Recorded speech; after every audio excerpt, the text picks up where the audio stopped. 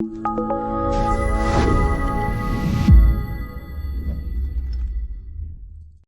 dans cette vidéo, on va voir le principe des calques dans After Effects. On va juste se restreindre dans cette vidéo aux calques en 2D, puisqu'on a un chapitre sur la 3D et la caméra. C'est pas tout à fait la même chose, puisque vous allez voir que certains des principes qui sont énoncés ici peuvent légèrement changer en 3D, notamment en ce qui concerne la position à l'écran par rapport à la position dans la liste des calques. Donc si vous connaissez déjà d'autres logiciels du Creative Cloud, comme au hasard Photoshop, et que vous les utilisez, le principe des calques ne devrait pas vous être étranger. C'est un principe qui est très simple, qui est juste poussé un tout petit peu plus loin justement dans After Effects, puisqu'on a la gestion de la 3D. Donc là je suis sur une composition qui n'a aucun calque, on voit aucune ligne apparaître en bas. Ce qu'on va faire, on va prendre des exemples très simples à base de solides. Les solides sont juste des calques remplis d'une couleur unie, qui en général servent à accueillir d'autres éléments, comme par exemple des effets.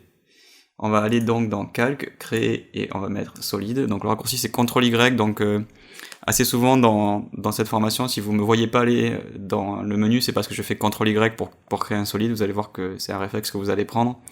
On va lui laisser le nom par défaut. Vous voyez que le nom se base sur la couleur que l'on choisit dans le sélecteur de couleurs. Donc par exemple ici, si je prends du rose magenta, il va me mettre magenta rouge uni.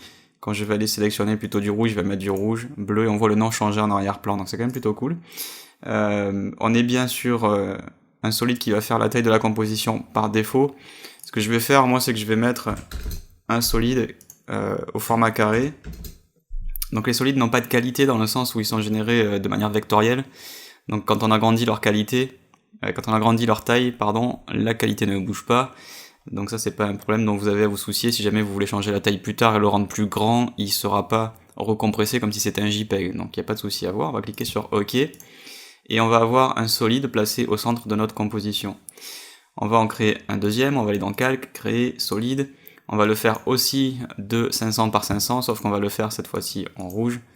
On va cliquer sur OK, donc il s'appelle automatiquement rouge uni. Vous voyez qu'il se place automatiquement encore une fois au centre de la composition, et qu'il recouvre le solide que j'ai précédemment créé, le solide bleu. Donc en réalité, la structure que vous avez ici dans la ligne de temps, dans ce panneau, c'est la structure que vous avez à l'écran, en tout cas en 2D, puisqu'on verra qu'en 3D, un calque peut très bien être au-dessus au niveau de la pile, mais à partir du moment où il a une coordonnée en Z inférieure, il peut apparaître derrière, c'est le principe même de la 3D. Là, si je développe les propriétés de mon calque, on voit qu'on se retrouve avec uniquement deux coordonnées X et Y au niveau de position, il n'y a pas de Z. Donc ce qui définit si un calque est devant ou derrière, c'est sa position dans le panneau calque, ou en tout cas dans le panneau des calques, qui est en fait, on va appeler ça la plupart du temps, même tout le temps dans cette formation, je vais appeler ça la ligne de temps, c'est la timeline ça en fait. En réalité la timeline c'est juste cette partie-là sur la droite, mais la liste des calques, on dit plutôt la timeline. Donc là si je décale un petit peu mon solide rouge, on voit que le solide bleu est bien toujours en dessous, et qu'il est toujours là. Si jamais je prends ce calque bleu uni, je clique, je glisse, et je le fais passer au-dessus, pour qu'il passe en position 1 et que le rouge soit en position 2, vous voyez maintenant que c'est bien le solide bleu uni qui passe devant, et qui est visible, comme si on regardait une table d'en haut, en fait, tout simplement. S'il était posé à plat sur une table, on regarde d'en haut. Celui qui est ici indiqué en haut, au-dessus de rouge uni, c'est bien celui qui apparaît au-dessus de rouge uni. Donc le principe des calques c'est celui-là, on respecte à l'écran l'ordre qui est dans la timeline, dans la ligne de temps, tant qu'on n'est pas en 3D, puisqu'encore une fois en 3D on peut avoir une coordonnée de Z qui précise des choses de manière un petit peu différente.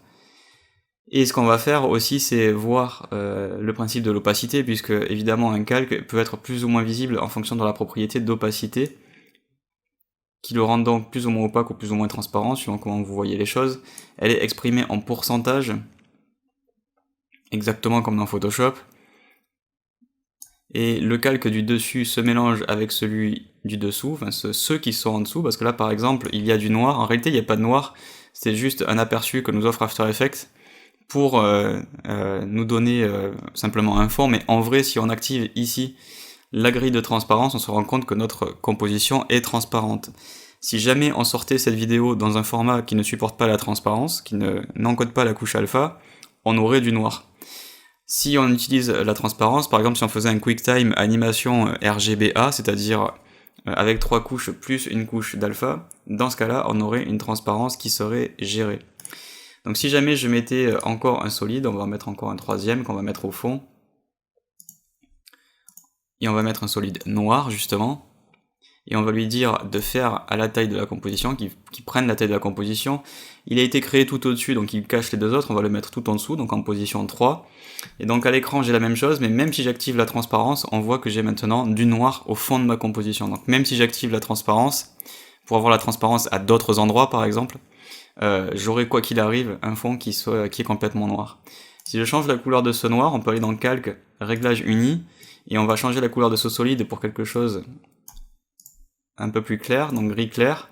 Et donc maintenant je vais vous montrer qu'on peut modifier l'opacité du carré qui est tout au-dessus. Il va se mélanger ici à 50% avec les pixels du rouge, mais aussi à 50% avec les pixels du gris. Donc à aucun moment en fait le bleu uni n'est vraiment bleu, en tout cas comme il devrait l'être à 100%, puisque tous ces pixels se mélangent, que ce soit avec un calque en dessous ou avec un calque encore en dessous. Et évidemment ça va se cumuler. Si maintenant à son tour je dis au rouge de devenir lui-même 50% transparent, vous allez avoir le rouge qui se dilue à 50% dans le gris, le bleu sur l'extérieur ici qui se dilue à 50% dans le gris, mais aussi au milieu le bleu qui se dilue à 50% dans le rouge qui lui-même se dilue à 50% dans le gris. Donc cette zone qui est au centre ici, clairement va changer en fonction de la couleur du rouge uni. Vous allez voir que si je le change, on va avoir un rendu différent, on va mettre du orange, voilà, vous avez vu que ça a changé non seulement l'extérieur mais aussi l'intérieur forcément, et ça change aussi en fonction de la couleur du fond. Donc dès que les pixels ne sont plus complètement opaques, ils interagissent entre eux en suivant l'ordre dans lequel ils sont positionnés dans la ligne de temps. Ensuite, ce qu'on va voir dans cette vidéo, puisqu'on parle des propriétés, on a vu ici qu'on a changé l'opacité, qui permet donc de définir la transparence. Les opacités et transparence sont deux points opposés d'une même notion. À 0% on parle de transparence et à 100% on parle d'opacité. On a vu que j'ai cliqué sur une flèche qui s'appelle transformer. Ce sont en fait les propriétés de transformation. Donc quand on parle des propriétés d'un calque, on parle de toutes les infos qui sont situées en bas, et par défaut, il y a les propriétés de transformation qui sont au nombre de 5. Il y a le point d'ancrage, la position, l'échelle, la rotation et l'opacité que l'on a vu pour démontrer comment fonctionnait le principe des calques. Donc je vais tout remettre à 100%. Voilà. Donc le point d'ancrage, c'est ce que vous avez au centre ici. Le point d'ancrage, vous le voyez, je peux le déplacer, ce qui a pour effet de déplacer le solide. On peut aussi bouger le point d'ancrage sans bouger le solide. Pour ce faire, il faut aller dans un outil qui s'appelle outil déplacement arrière, là-haut, et qui me permet, vous le voyez, de manipuler le point d'ancrage sans que le solide se déplace. Pourtant, vous voyez que quand je fais ça, le point d'ancrage et la position changent. C'est parce qu'en fait, quand j'utilise cet outil, il compense pour moi la position du solide par rapport à son point d'ancrage, puisque du coup, ça lui fait changer son système de coordonnées, puisque le 0,0 n'est plus au même endroit sur le solide.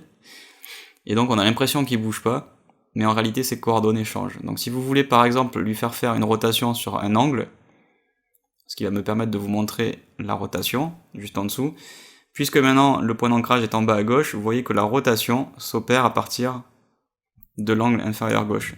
Si je reviens à son point d'ancrage originel, qui est, à chaque fois que l'on crée un nouveau solide, il est toujours situé au milieu des dimensions du solide. Donc on a fait un solide de 500 par 500, j'ai donc un point d'ancrage de 250 par 250, et donc du coup sa position, elle change, puisqu'elle s'adapte évidemment en fonction de la position du point d'ancrage. Vous voyez ici que quand je bouge position, je bouge en fait le centre par rapport au centre de mon solide.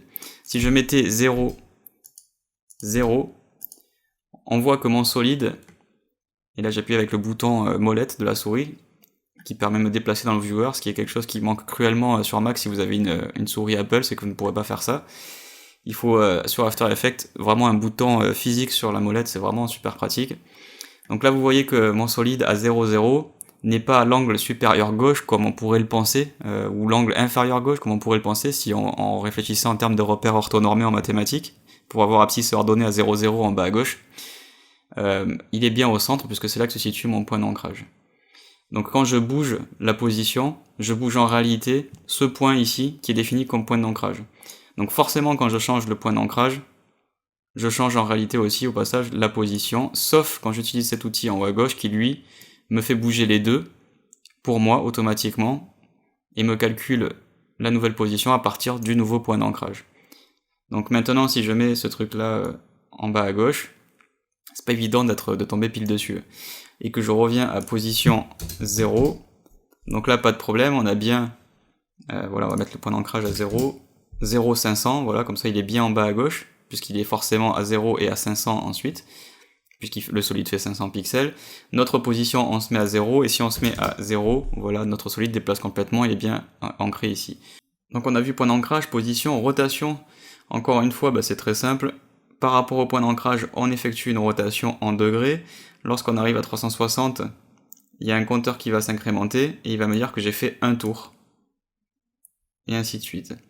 Alors, vous allez me dire quel intérêt de comptabiliser les nombres de tours puisqu'il tourne sur lui-même en fait. En fait, si on veut faire une rotation dans le temps, c'est-à-dire animée dans le temps, et on va voir ça dans la vidéo suivante, il faut bien que dans un espace donné et dans un temps donné, on compte le nombre de fois où il tourne sur lui-même. Si on lui dit tu as 10 secondes pour aller de gauche à droite et tourner une fois sur toi-même, ou la même chose, mais pendant ce temps-là tu tournes 10 fois sur toi-même, il est évident que la rotation dans le même laps de temps va devoir être beaucoup plus rapide pour pouvoir compléter les 10 tours au moment où il arrive de l'autre côté.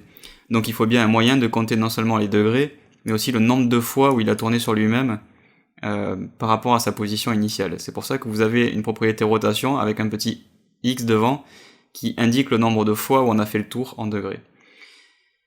Et ensuite on a évidemment donc l'opacité qui gère la transparence. L'autre truc hyper important à mémoriser, ce sont les raccourcis. Je vais effacer juste bleu uni pour revenir sur quelque chose au milieu. Hop, voilà, sur mon orange uni.